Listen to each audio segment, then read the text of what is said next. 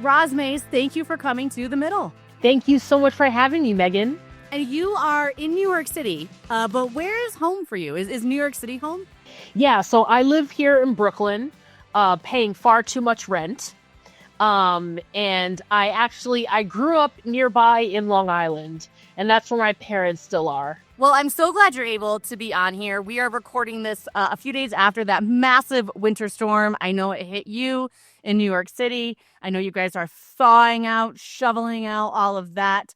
So we're glad you're here. I wanted to ask you, your fitness career began through pole dancing, and we're going to get into that in a minute, and pole workouts. But is that where your fitness journey actually began? Yeah, that is where, well, if we rewind a little bit, my fitness journey started just like at a big box gym. And I started working out because I was leading a very sedentary lifestyle. I was fresh out of college.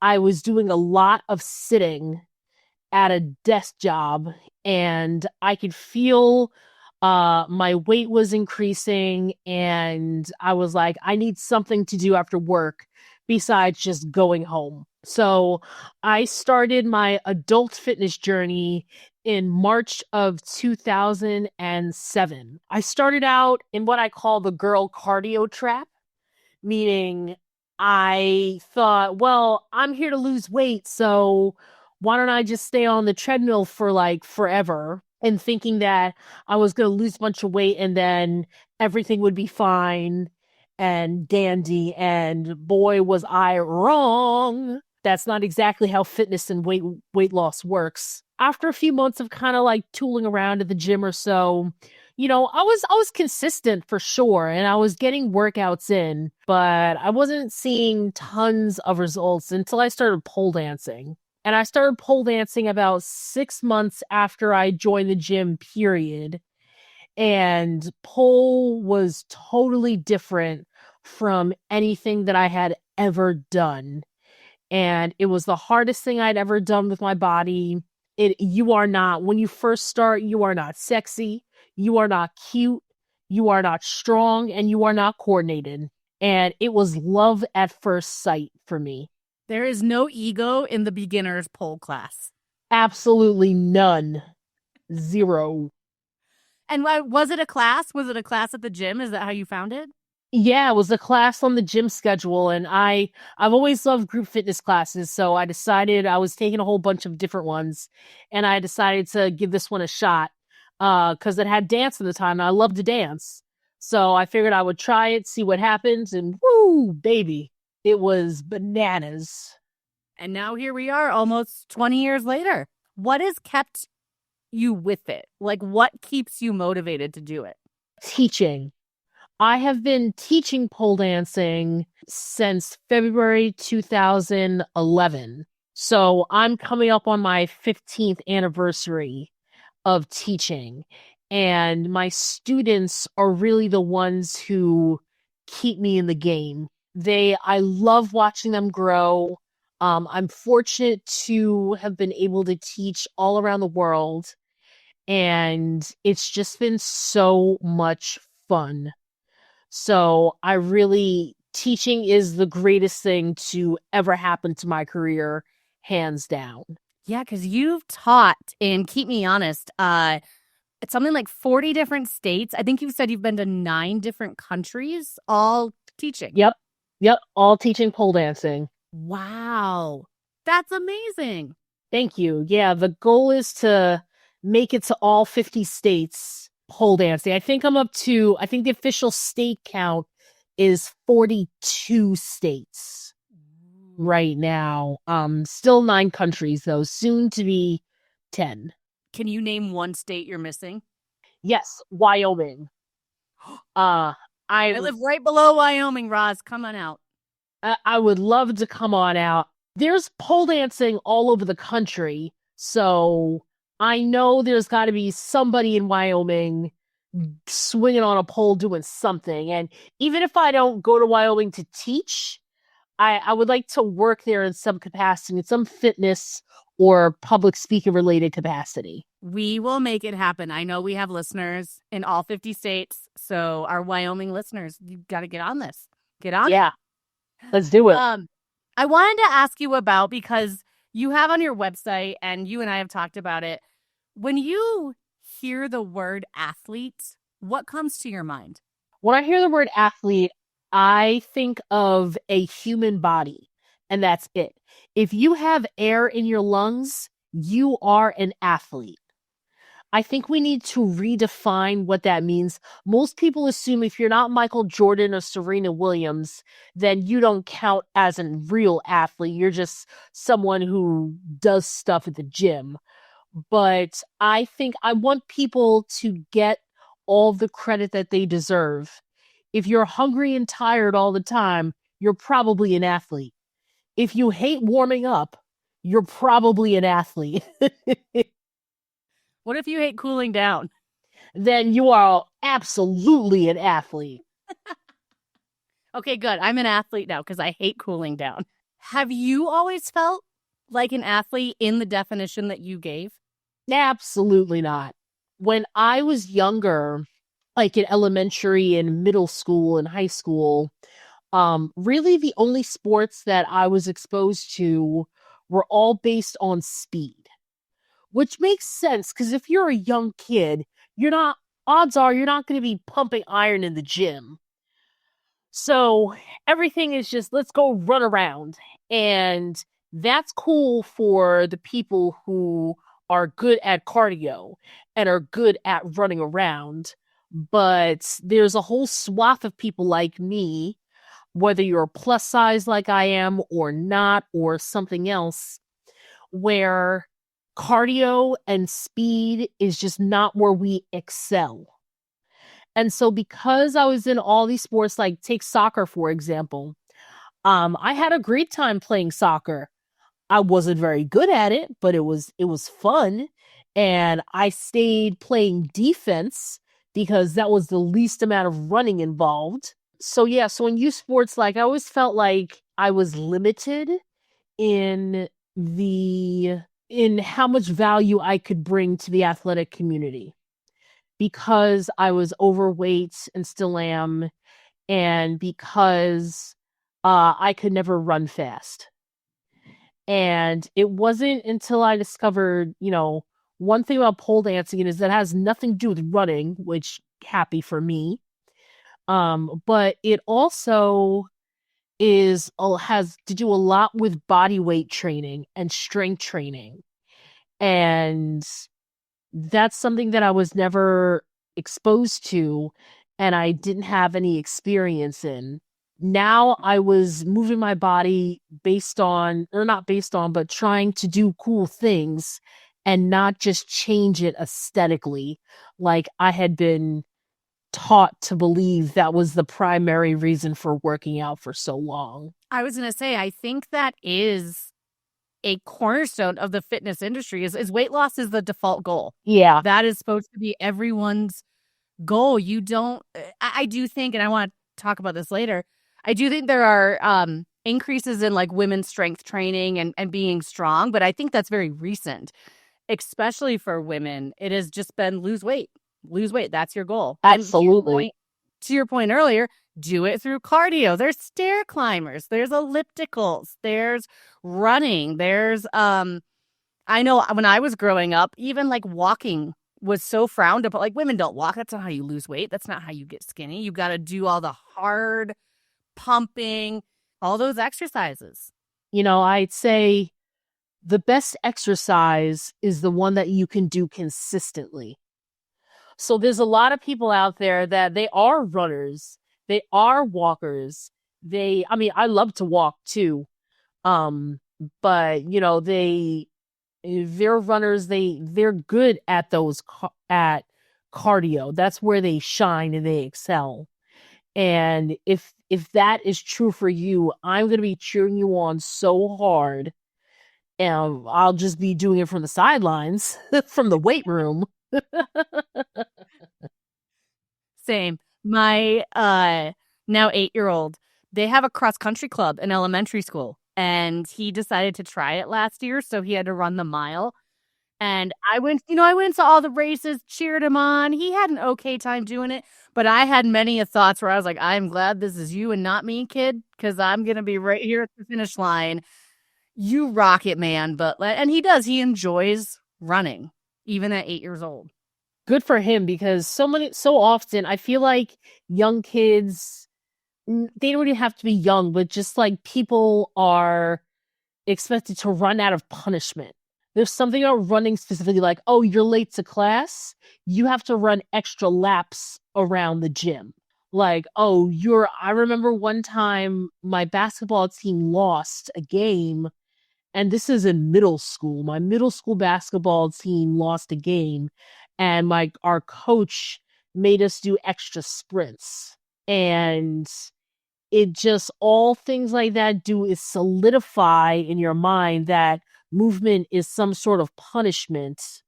Do you think people confuse discipline with punishment when it comes to fitness? Yeah, I think say phrases like no pain, no gain, like, life starts where your comfort zone ends. Those things can be true to a certain extent, but you don't need to live or die just by one phrase.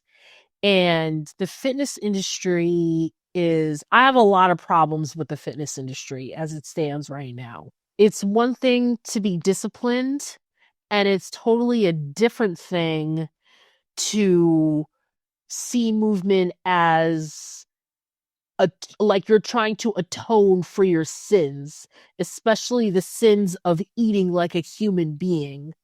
You're like, oh, that's bad. I shouldn't do that. I'm being bad. I had a cupcake today, so now I need to go and work off that cupcake. That's not how science works. That's not how the body works. And it's just, above all, if you're a grown ass adult, then I want to treat you like an adult.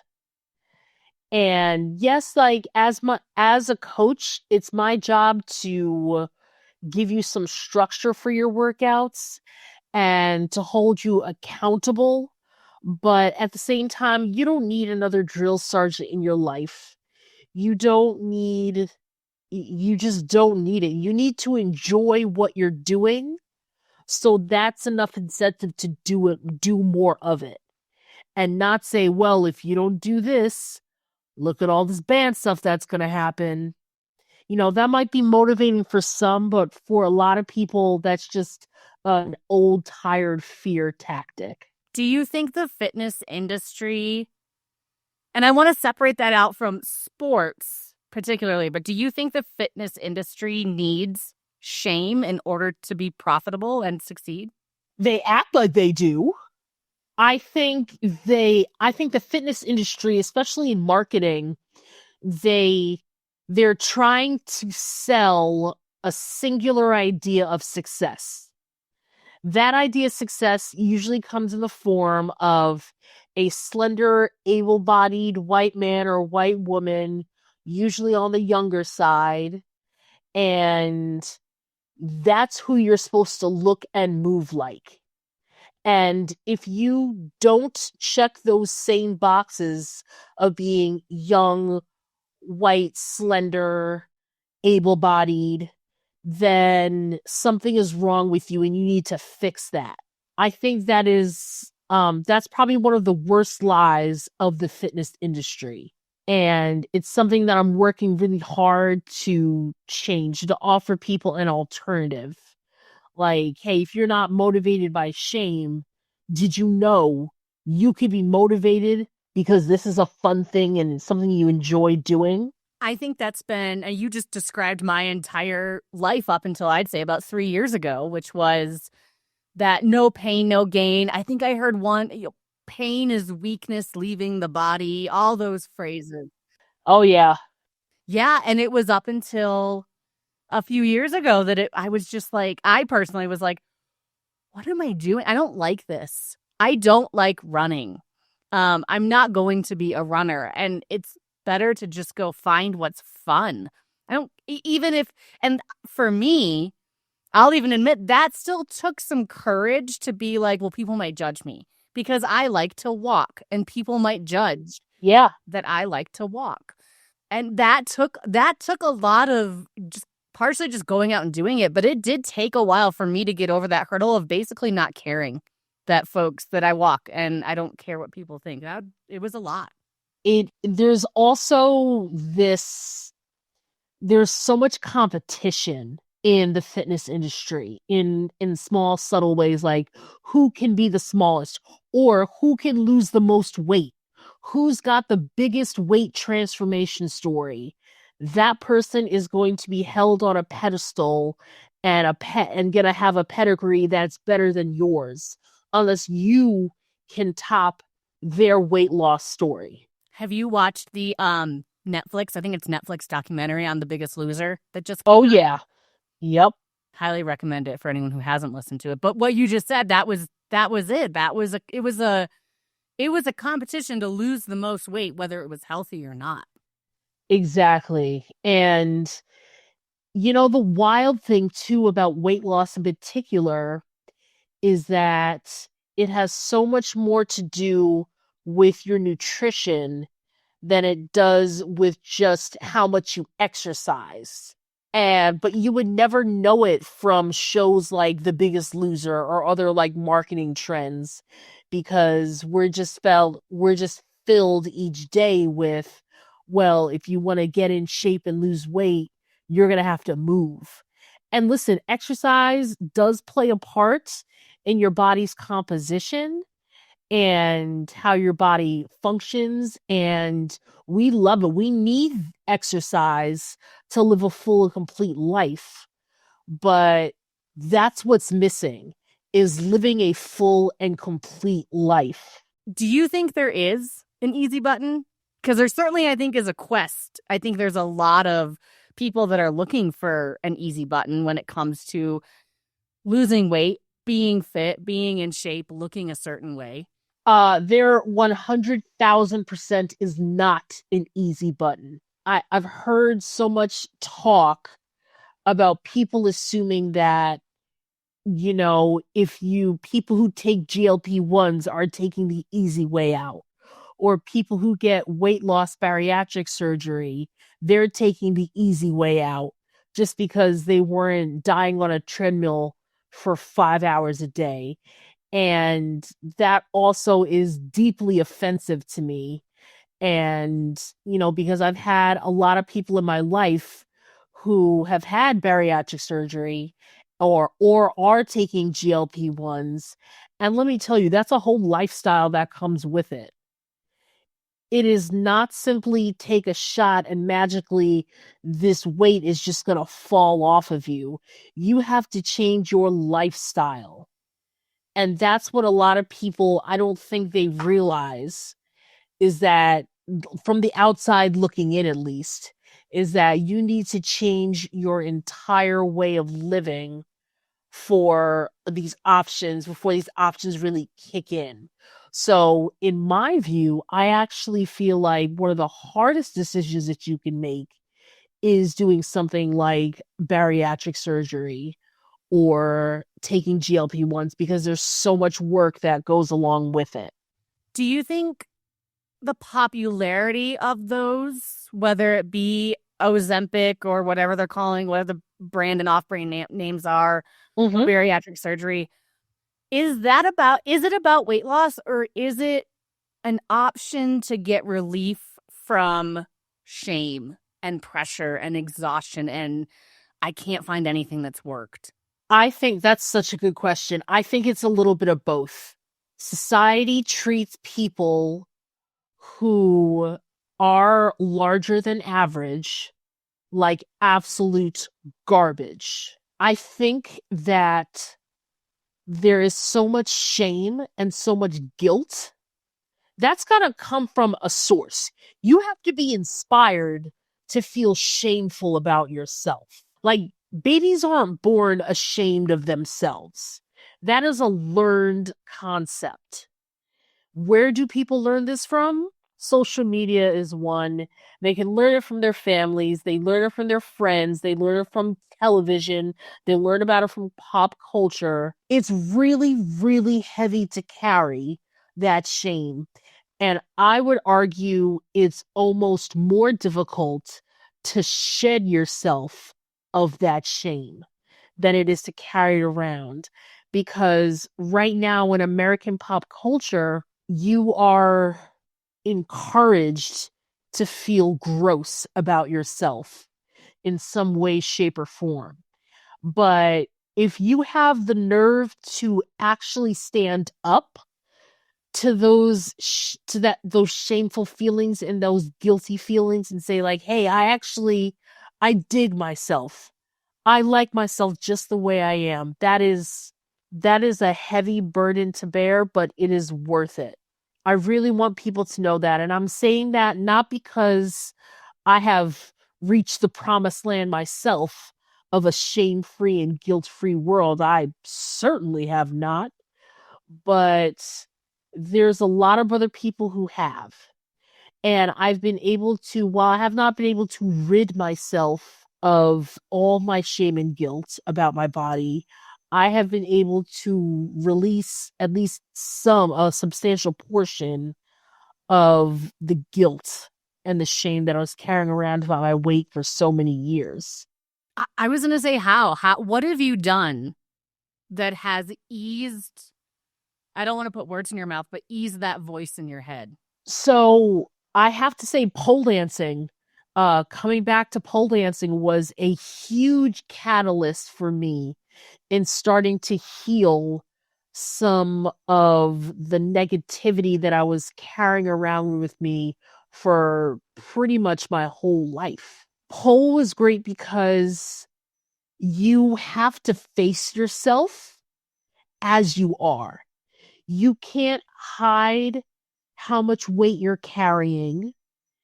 You can't run away from if your body isn't flexible, if it's not strong. Like, you have to face those demons. Pole dancing was the first activity where I focused on what my body was able to accomplish and not what it looked like. And that was probably the biggest difference between me doing pole. Because I was I mentioned playing soccer. I played soccer and softball for 8 years, all through middle and high school. So I was an active kid for sure. So it's not like I had to be like, oh, what is a treadmill when I was an adult? I know good and damn well what it was. But pole dancing, though, was different from the other sports that I played because it wasn't about the team having a winning streak. It wasn't about me competing against other people. I mean, listen, there are pole dancing competitions, so there's certainly there's competitions out there for people who want to make it competitive. But that's not like the sole purpose.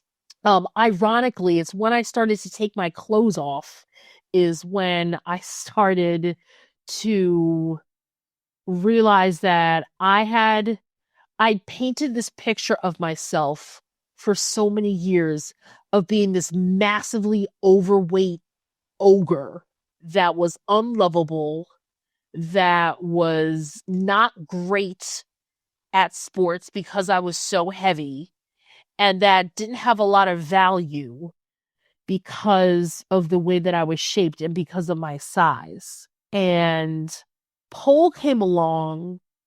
I've said that phrase so many times, but I really do mean it. Pole came along, was like, cool story, bro. Do these crunches anyway. And pole did not let me use my weight as an excuse to not try. It doesn't mean that I was successful at pole all the time, but it just means that didn't I didn't use my weight as an excuse to not give it my all. And I was very fortunate to be surrounded by very supportive instructors and also other people in class who cheered me on. They expected great things out of me, which meant I had to produce great things. but in the healthiest ways possible. How much of being good at a sport or good at a class, good in the fitness world, comes down to talent and genes? And I'm going to put genes in quotes. And how much of it is determined just by having access to those classes or that variety of exercise and feeling safe in that environment and having community and having support? We can't fairly judge, is it genes or is it access, until everybody has got equal access. When people have equal access to sports, to movement, to health, to nutrition, then we can really look at, well, is it nature or nurture? I'm on the side of it's more nurture, because somebody, like, can you have a naturally gifted athlete? Yeah, I think some people are better at some sports than others, because your build does lead you down, does give you some advantages. But I don't think it should be assumed that just because somebody has got some quote unquote advantages that they're automatically going to be better. And this is like one of my biggest gripes when people freak out over transgender athletes, is that there are so many people are saying, well, we can't let men play in girls' sports because they're naturally stronger, they're naturally smarter, they're naturally whatever. And it's like, cool story, bro, but we haven't invested enough enough research in female athletes, and we haven't given female athletes the same resources that we've given male athletes. So maybe if we treated men and women equally as equal athletes, then it would not be such a big deal if you have transgender athletes coming in here, because everybody's going to have the same access points to greatness. But if not everybody has the same access points, then you can't just say, well, this person is just naturally gifted, that's fine, or these genes work or these genes don't, or something like that. You mentioned transgender, and I know you work with underrepresented athletes. Yep. So who do you work with? Who falls into that description? Who falls into that description? I would say it's mostly plus size women is probably my biggest demographic, followed by LGBTQIA plus athletes. I've had the pleasure of working with some disabled athletes and some athletes with disabilities. And I would say the thing that binds everybody together is that they're all working through some sort of anxiety related to fitness. Whether that's a learned anxiety, whether it's something that developed from within them, or that there was external pressures placed upon them. My job as a coach is to help release some of those fears and worries and concerns. And we do that by breaking a lot of traditional rules, because the rules of movement, like, for example, if you're doing squats, so many of us are taught, like, you have to keep your toes pointed forward. You must do that. You cannot bring your knees past your toes ever, or your legs are going to blow up. Cool story, bro. What happens if your legs your knees don't naturally line up with your toes? What happens if if you have a difference in your body for some reason where you're more comfortable in a wide squat stance as opposed to a more narrow squat stance? So we've got to look at the traditional rules of movement and fitness and recognize that those rules were created with the quote unquote ideal athlete in mind. And so now we've got to make up a whole new set of rules based on your specific body. And that's how we're going to find success and define success on our own terms. What do you say to people that don't feel athletic enough to go to a gym or try a sport, that have that anxiety? What could be a first step that they can take? So a first step is recognizing that they're probably already doing some form of fitness every day. They just don't label it as such. So walking to go get your mail, that counts. Maybe you can just increase how often or the length that you walk to go get your mail, if that's possible. Um, it could be something like gardening.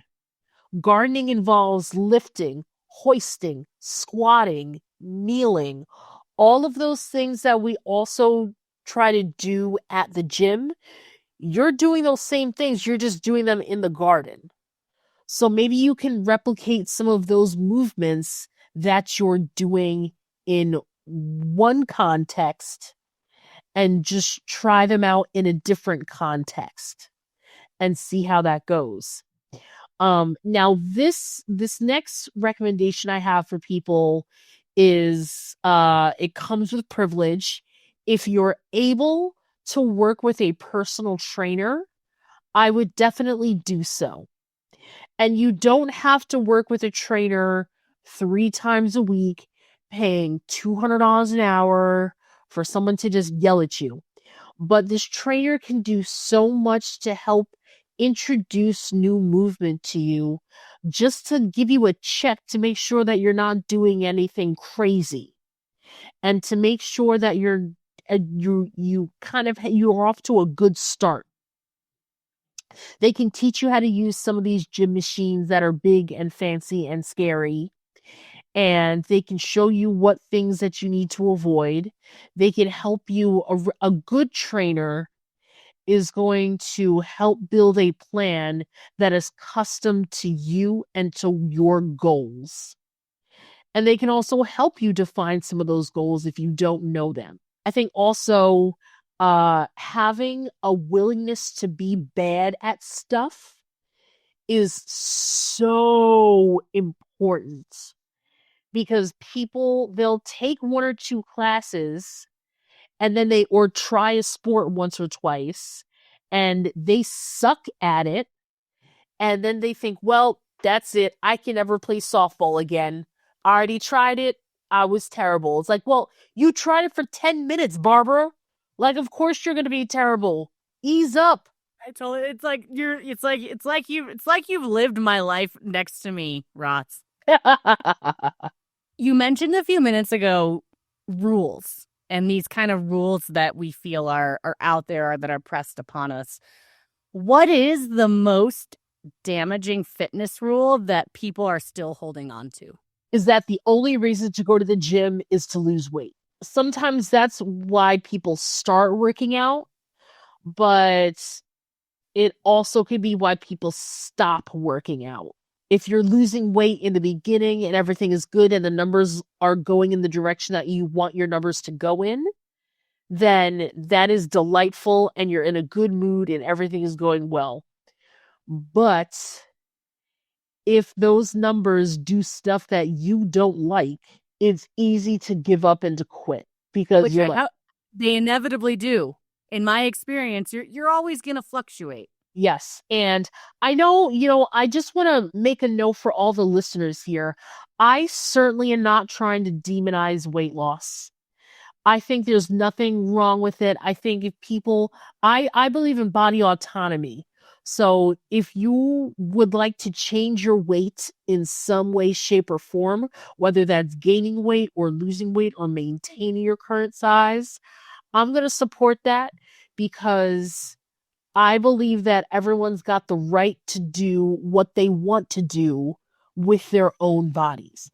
And that's a hill I'm willing to die on. We talked earlier about strength training. I know you got into strength training. Yes. Recently in weightlifting. And it's also just this trend I mentioned earlier. Women being involved in strength training is rising. Why do you think that's changed over the last few years?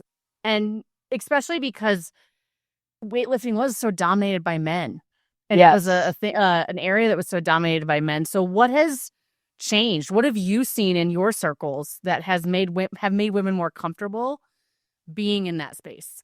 A lot of the change comes because women have to see other women doing something cool, and somebody's got to be the first one to break the ice. The same way that women weren't thought to be able to handle running marathons until I believe it was the first female marathon runner was a woman who ran the Boston Marathon.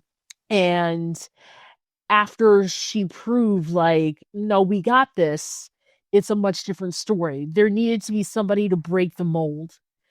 And I think this is probably one of the few positives of social media is that there are more examples than ever of female athletes doing different kinds of things. And I think the female lifters have always been there, but people just did not pay them any mind.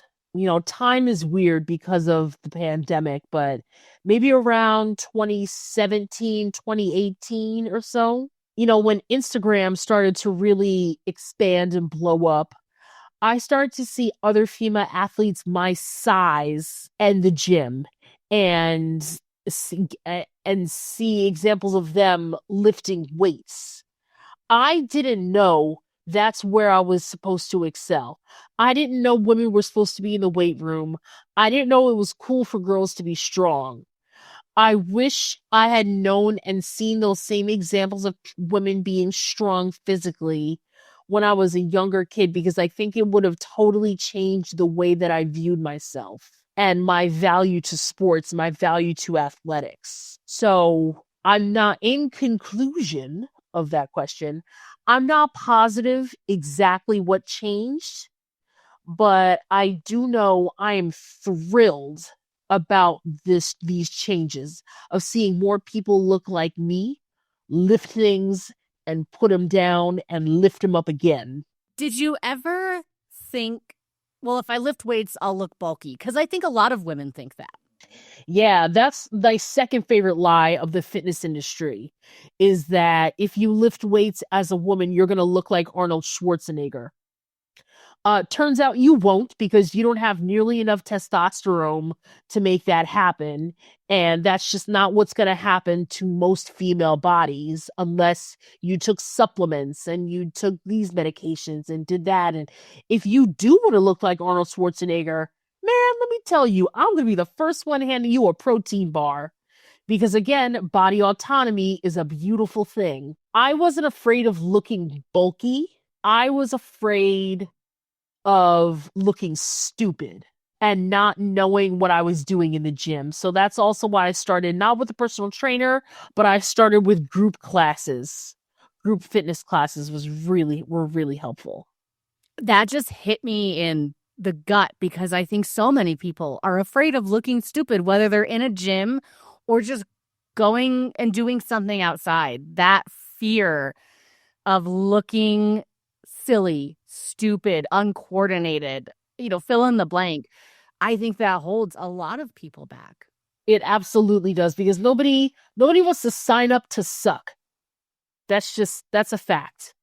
And especially when you get into adulthood, and for anybody who's got some movement related trauma, they don't want to relive that. They don't want to look stupid and be like the odd man out yet again. But at the same time, looking a little bit crazy while still staying safe it's a part of the game. And you learn how to sit in that discomfort. And that's a huge skill that is needed, and it is a skill that can be trained. When you work with clients, can you tell when their goal, whatever it may be, is coming from a self-care voice in their head versus a self-criticism voice? Absolutely. My clients will want to start working out, let's say because they want to lose weight. but oftentimes that's not enough to keep them there. So, and I tell people that too. I was like, we can certainly work towards your weight loss goals.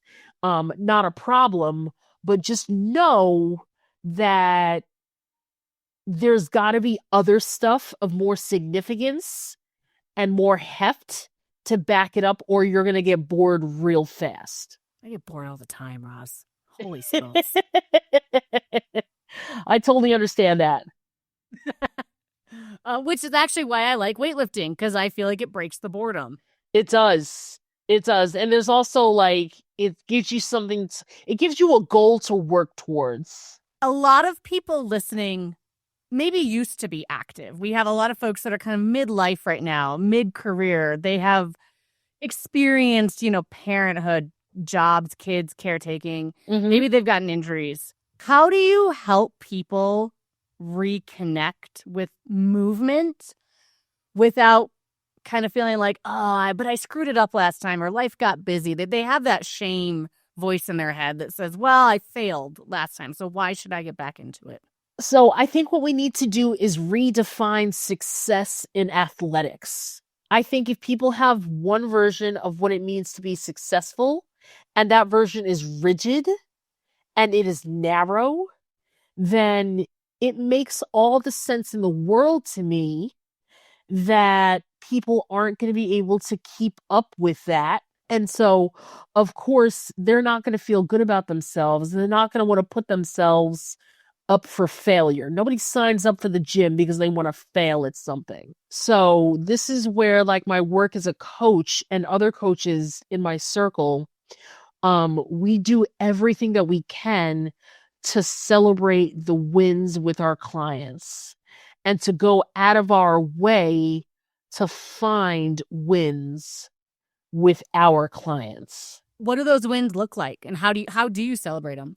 One of the most significant wins any of my clients in any sport anywhere ever had was she'd come to me and she said, "Hey Roz, I think she was living in like a fifth floor walk up. Something very New York City." And she was like, "I made it to the top of the stairs without stopping." And I was like, "Oh, that's really awesome." But that wasn't the win. The win was, she said, when she started getting winded, she didn't panic. And previously, whenever she had been taught that fitness was punishment. So when she started getting winded, she would start panicking because she would start being back in the early, she would have those memories of, well, if I'm winded, that means I'm working out. That means I did something wrong and I need to be punished for it. So that when that she was able to rewrite her relationship with getting winded, that was one of the biggest wins of my career. What I love about that example is we all get winded. It's something that happens every day to all of us. So to be able to say, rather than I'm going to live in fear of that, I'm going to find a way to rise above it and rewire my brain. That's amazing.